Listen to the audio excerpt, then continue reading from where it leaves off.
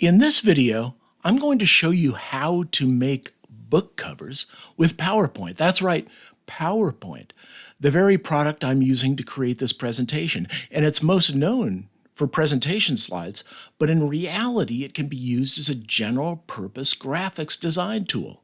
And that's what I'm going to show you now, is how to use it to create a book cover. Now, this is a very specific type of book cover. It's a full cover image book cover. In the next video, we're going to look at inset images. A full cover image is like what you're looking at right now, where the image covers the entire surface of what you're creating. An inset image has little insets in boxes on the cover, and then maybe a solid colored background to the book cover. So we're going to look at the full cover image book cover that looks kind of like this. Now, the other thing that I want to point out is I encourage you to look at the previous two videos. The first on book cover fundamentals. It'll show you the general concept of using colored boxes, text, and images to create a book cover. And then to look at the video on how to configure PowerPoint, at least on Windows, to produce 300 dpi output JPEG images. When we get done creating this book cover, we're going to export a JPEG image. By default, PowerPoint exports 96 dpi JPEG images. That's not a high enough resolution for book covers. We need 300 dpi, and that lecture tells you how to configure PowerPoint to do that by running regedit. Now, I'm going to jump out of PowerPoint, which I'm in right now, and stay here and start making a book cover. Let me show you how. Here I am in PowerPoint, and what I'm going to do is come up to File and create a new blank presentation. It's the first template style. When I get this, I'm going to drag my selector across these two things so they're both selected and hit delete to get rid of them. Now I have a truly blank page. Now the first thing we want to do is we want to set your book cover to the book cover dimensions, the dimensions of your book. Now you're setting it to the dimensions of your paperback book. Kindle ebooks really don't care what dimensions you use. It will expand it to whatever the Kindle cover is. But paperback book covers are really picky about the fact that the book cover is the same dimensions as the book. Now, the most popular paperback book cover size is 6 inches by 9 inches. It's the cheapest book cover size and the default book cover size that you'll get on KDP while publishing a paperback. So I'm going to configure my PowerPoint slide for 6 inches wide by 9 inches tall. And I do that by coming up to Design, coming over to Slide Size and hitting the little drop down, and then hitting Custom Size. Now in here, I've got a width of 13.333, and I'm going to make that 6. And then I've got a height of 7.5. I'm going to make that 9. And I'll say OK. Now, it doesn't matter which of these you pick, Maximize or Ensure Fit. Just pick one of them. Since we have nothing on the page, it doesn't matter. And now we have a book cover sized background. Now, there's two ways to create a book cover background, and I'm going to show you both of them. Let me come over here to the navigation pane, right-click, and say Duplicate Slide so I can have two slides to show you the two types. Let's come to the first one. Okay, I can come here and I can format the background. So I go to the slide and I right-click and I come down to Format Background, and a pane opens on the right that allows me to format the background of the image. Now I want a picture or texture fill, and then I come down here to Insert. Now typically I'll upload images from a file, and I'll go and I'll grab images off Pixabay. I'm going to show you that in the next slide. But for now, I'm going to pick stock images. These are free images that you can use for commercial things too, that Microsoft provides as part of the Office 365 license. So I'm going to come here and I'm going to look for something. Oh, I like this rocket ship. I don't even have to really look very far. But you can go through and browse through the images. When you find the one you like, just double click on it, and it will make it the size of the background. And there you go. You have a full cover image now. Now what I want to do is I want to come to the second slide and show you the second way to insert an image.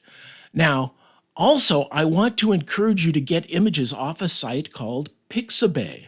They're free for commercial use.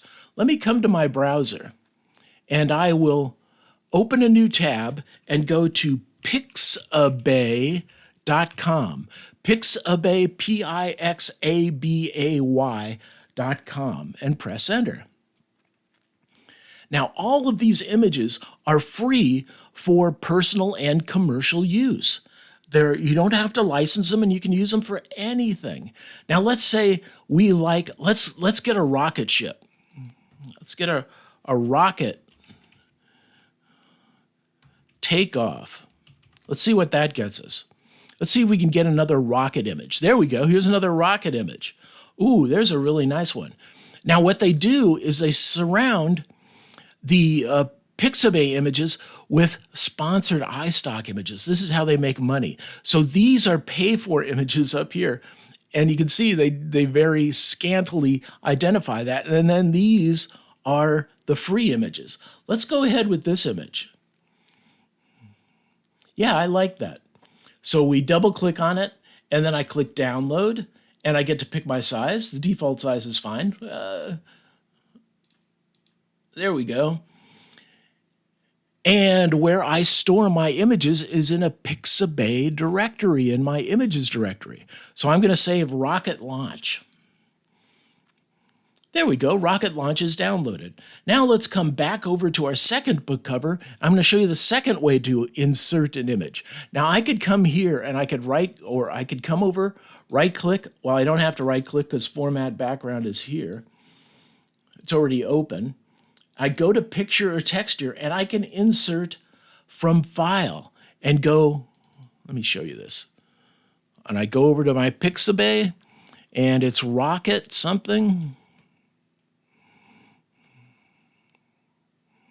There it is, rocket launch. There we go. And it filled the background with the rocket launch. Now there's another way to do this. Let's come up here and hit undo so that this image is gone. And the other thing that I can do is come up here and pick insert pictures from this device. And I'm in Pixabay again. I go down to rocket launch. Where is it? I'm in a rocket. There he is. And I go like that. Now notice it doesn't quite fit. Now I can get it to fit by stretching it out. Grab a corner, not a side. If I grab a side, it'll distort the proportions. It'll just make it wider while not making it taller, so it'll suddenly become fat. If you grab this, it moves everything the same, and I can pull it out.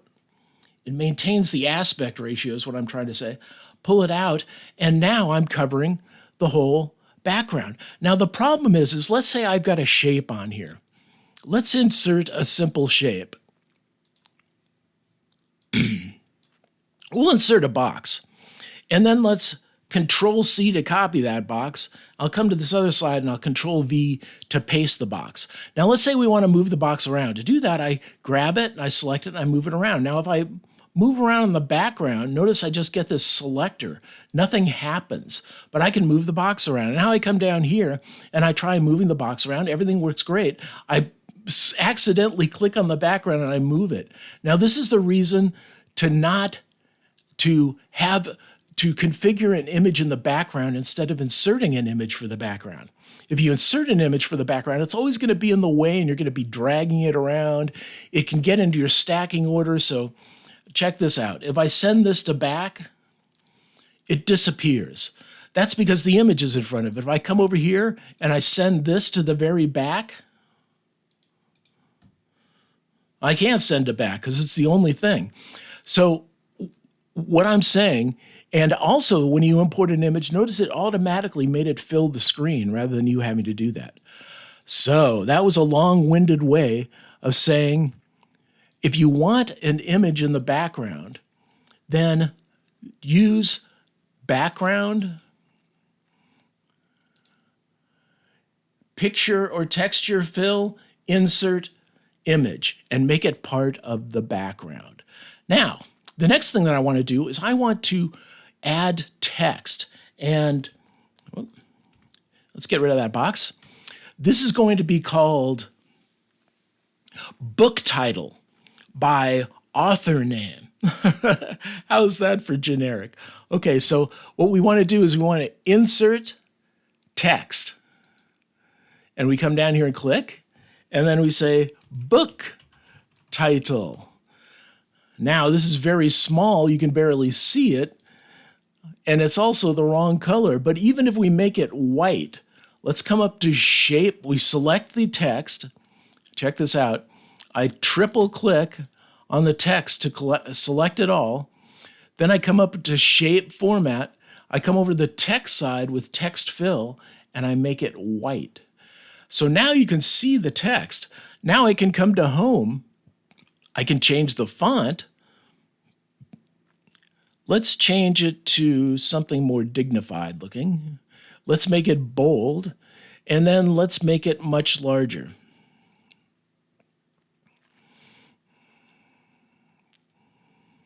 There we go. 70. That's not a very good font, is it? Let's get something more authoritative. I used to like Baskerville Old Face. There we go. That looks very dignified. So I can, now notice this.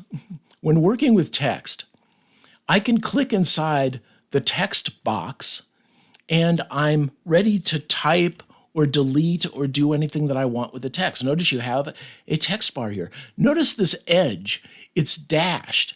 And when I move over it, I get the movement arrows. If I try and move in the middle, I'll just end up selecting text. So I have to move the text by grabbing the edge.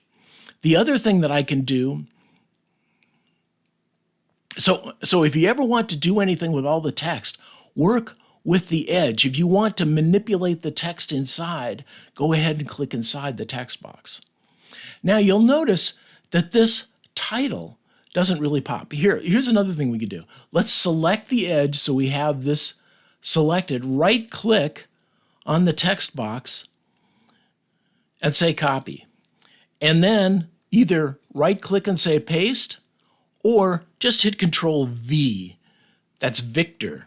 And you'll get a copy of the box. Now we grab the edge and we move it down here. And we're going to say by author name. Now this is too big. It went too wide. What do? Triple click to select all the text, and we can come up here and set the size on the home menu. So let's say we pick the size. It'll show you the size as you scroll over them. That will get you to where you want. There, about 54. That's really nice, and we'll put this at the bottom of our book cover. And we'll center it. Notice that as you move things around, notice these dashed lines. See that red dashed line down the middle of the book cover? That means that this is centered left to right. There's also one for top to bottom. There it is right there. This is now in the very center of the book cover. So let's move this until it's centered.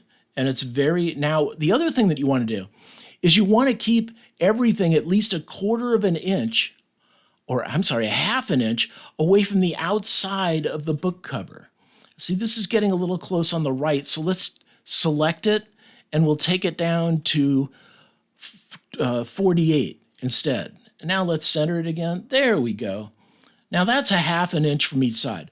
So by author name, notice that you can't really pick a single font color to make the font pop against the background. And that's where colored boxes come into play. Let me insert some colored boxes behind the text so that you can actually see the text. What would be a good color? Maybe, okay, we'll worry about that later. First, I want to come up to the Insert menu, and I want to insert a shape, so hit the pull down, and I want a rectangular box. I select that, and I get, notice the little X. That means I'm inserting a box now. So I pick the upper right-hand corner, and the lower right-hand corner, or the upper left-hand corner and the lower right. Now, where did our text go? It disappeared because this box is on top of the text. There's a stacking order to elements in PowerPoint. Now, what I can do is I can right-click on this box, and I can say, send to back. Now it's in the back. Now, if you want to see the stacking order of elements, come to Home, come over to Select, get the drop-down, and show the selection pane. And here is the stacking order of all of the elements. This one is in the very front, Text 5. And if I select it here, it highlights the box. You can see by author name is on the top. The or book title is on next, and then the rectangle is on the bottom. Now, if I want to change this, I can just grab something and I can drag it. Notice the little red bar? It's asking where I want to put it. So I can put the rectangle on top, or I can put the rectangle on the bottom. Now we need another rectangle. The rectangle is currently selected. You can see the box is solid. So I can hit Control-C, Control-V, Victor, and I've got to copy the box. Now let's pull it down here to the bottom, and let's cover the entire bottom with this box. So I'm going to pull this so that it goes all the way to either side, and then I'm going to try and kind of center author name in the center of it. Now, once again, I've got this problem that's on top. Let's use the selection pane to change the stacking order. I'll pull this box down to the bottom. Now remember, the other thing that I could do is go to the box, right-click, and say, send to back or bring to front. So that's two ways. Now, notice it also has an arrow here. I can send backward or send back. So there's all kinds of ways to change the stacking order with this send to back, bring to front, and with the selection pane. Okay, now we've got the text so that you can actually see it over this full covered image. But the text color in the boxes is not very complementary to the book cover. So let's select the first box, come up to Shape Fill. Now notice the first time when we changed the text color on the right. Notice on the left of this little word styles thing is the shape styles. And we can change the shape fill. So what do we want? Oh, what would be more complementary? Something brown. Here we can come here. And since brown is selected, I just click the box and it changes it. Brown isn't bad, but I was thinking of what would be maybe possibly a really neat effect. This is an effect I really like, is what you do is you come to the fill. Oh, by the way, the other thing that you can do too is there's more colors, so I can change the color to anything that I want. And there is this eyedropper. Here I can pick eyedropper, and then I can go around and pick a color off the screen, and it changes the text box to that color. Let's undo that. Now, I want to take this text box, and I'm going to do my effect I was talking about. So what I'm going to say is shape fill. By the way, there's a shape outline too. Let's make sure that there is no outline on here. No outline on the box. Let's pick this one. Notice this it has a blue outline around it. I don't want a blue outline. Let's pick no outline. And since I picked no outline last time, that's the default. And I can just click on this little symbol and get what I selected last time. Now I'm going to take this box and I'm going to shape fill, shape format, come to shape fill, and I'm going to do, notice you can put a picture here. I can put a gradient or a texture. Look at these textures. That's kind of neat. But what I'm going to do is a gradient from left to right. Now here you get to pick it. Light gradients, dark gradients. I don't really care whether it's light or dark. I just want it to go left to right. There we go. So it's going dark to light now. That's more interesting than just the solid box. But check this out. What we can do is we can mess with the gradient. So I can select this box, right-click, and say Format Shape, and a new right-hand pane shows up for me to format the shape with all these controls. Look, I can make it a gradient, and here I control the gradient. So I want the far left to be red. So I pick the far left of the gradient. You notice it has dials for far left, middle, and right. I pick the far left one, come down to color, and I pick red. There we go. Now we've got a red. That's really nice. And then I pick the far right. Let's pick the middle, and I don't want the middle. So let's get this delete the gradient thing here. And then I'll pick the far right. Now I'm going from red to what? I want to go to black. Oh, that looks really neat. But what would be even cooler is if this went transparent. Okay, so on the far left, here's your transparency. We've got 0 transparency. Now I go to the far right and I say, make it fully transparent. And now notice what's happening. The gradient is getting transparent and slipping into the background. Isn't that a neat effect? Let's come here and apply the same effect. And the way that I did that again is using the shape format. Okay, you can do two things. You can come up, you can select the shape, come up to shape effects, or I'm sorry, shape fill, and do gradient, and pick your gradient. Or right click on the box, say format shape, you'll get this pane, and pick gradient instead of solid fill. Oh, notice it used my default gradient. Oh, that's really nice. Look at that. That looks much more interesting, the way that it disappears into the background. Now, the other thing that we can do is make this text a little more interesting to make it pop. So let's come to this box on top. I'm going to triple click to select all of the text. There we go. And notice if I come up here, I have text effects. I can put a shadow on this. That's what I want to do. I want to put a drop shadow to the right and left. There we go. Now I've got a drop shadow, but it's very slight. And once again, if I go here and I format shape, then what I can do is I can come up here. Notice it has shape options because we have a box with text in it. I have shape options and I have text options. So here I'm going to pick the text options. Solid fill for the text. I can make a gradient on the text too, but what I'm going to do is come to the shadow effect, and I can now control the shadow on this text. Now it says no shadow. That's interesting. Let's put a shadow on here. The color is black. I like that. Transparency is good, but the distance is very small. Let's pull this out a little more. I can't see it. I think it's too transparent.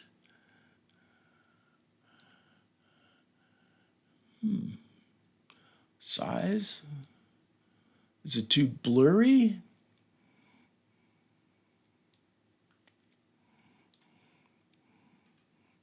Well, I'm just getting a very small shadow on here, but it affects it.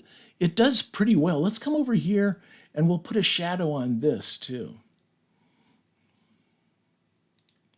Put a drop shadow to the left, right. There we go. It gives the text a little bit of a 3D texture. Now, that wasn't working very well for me, was it? Here's another way to do it. I can take this text. Now, there's two ways to do text, too. We right now have a box behind the text. So if I move anything, the box doesn't move with it, which is pretty annoying. Now, there's two ways to fix this. Okay, one is to click that, then hold Shift and click the box. Now you've got the box and the text selected. Right-click on the edge and say Group.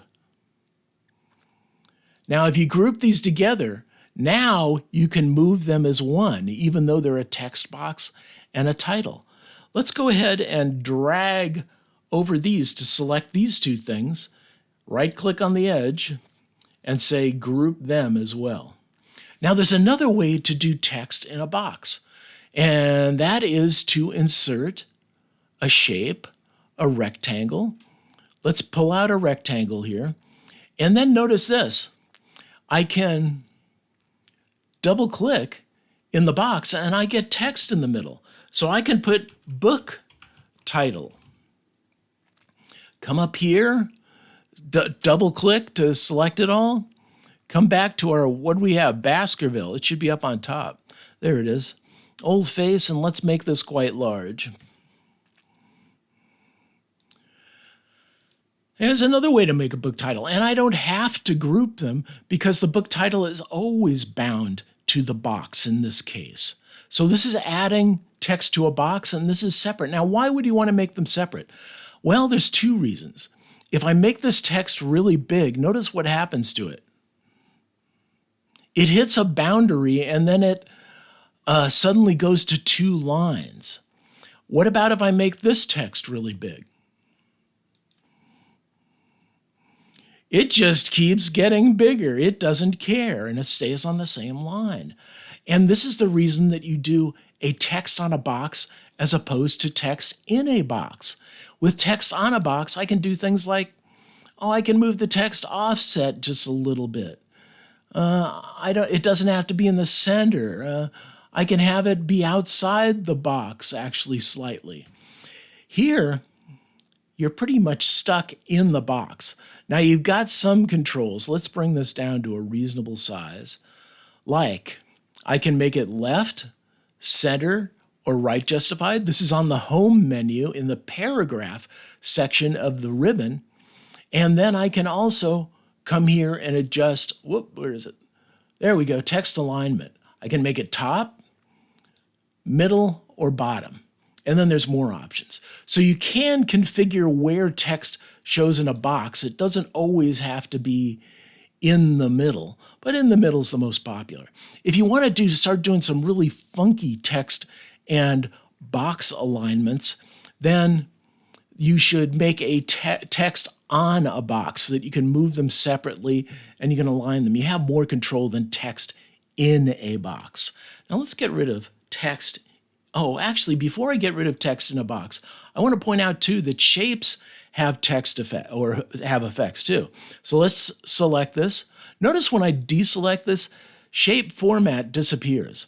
When I select it, shape format pops up. So that's why it's orange, because this is a selection-specific menu item. So once I select the item, I get shape format, and I don't want to go to the text side and configure the text in the shape. I want to come to the shape side. I can come down to text effects. And let's see if the shadow works better this time. There we go. And then I can come over to configuring the shadow effects. And the shadow, I just don't see it the way that I'd like. Now, there's another way to do a shadow, and that is take this box, Control-C, Control-V, so I get a copy of it, move it over a little, select the text, get rid of it, make the text or the shape fill black, make the shape black, and then send to back. Now I've got kind of a little drop shadow. Now what I can do is I can take this shape and I can apply effects to it, like give it a soft edge here, so we can soften it up so it looks more like a shadow. There we go. So this is a different way to make a shadow. Put 2 boxes over each other. Now you can do the same thing with text. Just slightly misalign them and blur the text on the bottom if you don't like what's happening with the shadow effects, which I don't like. And that's how to make a book cover. Now the final thing, we're going to get rid of this box, and we're going to take this text and move it into the center more. There we go. And I got to get rid of this box too. There we go. There's our book cover. Now put other things on your book cover like best-selling author. You insert text to do that, and you might want to put a box behind it. You might want to put it down by your author name.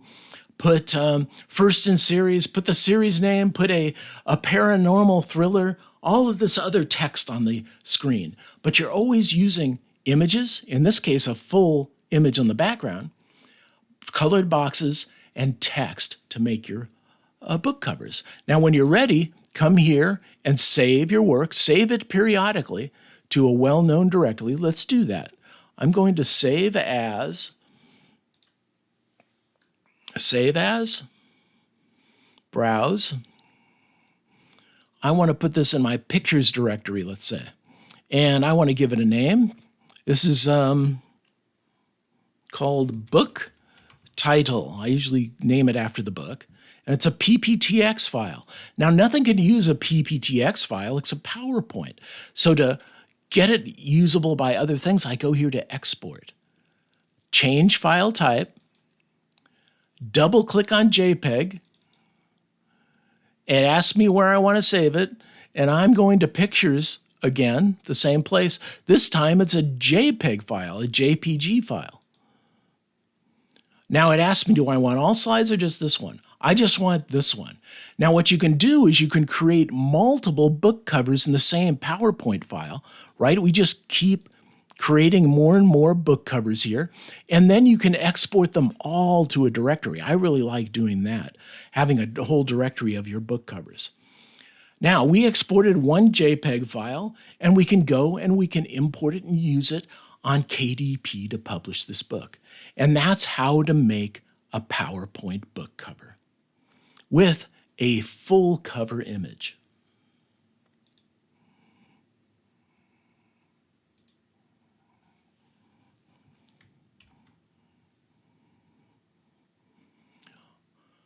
I'll see you in the next video where we're going to do an inset image cover.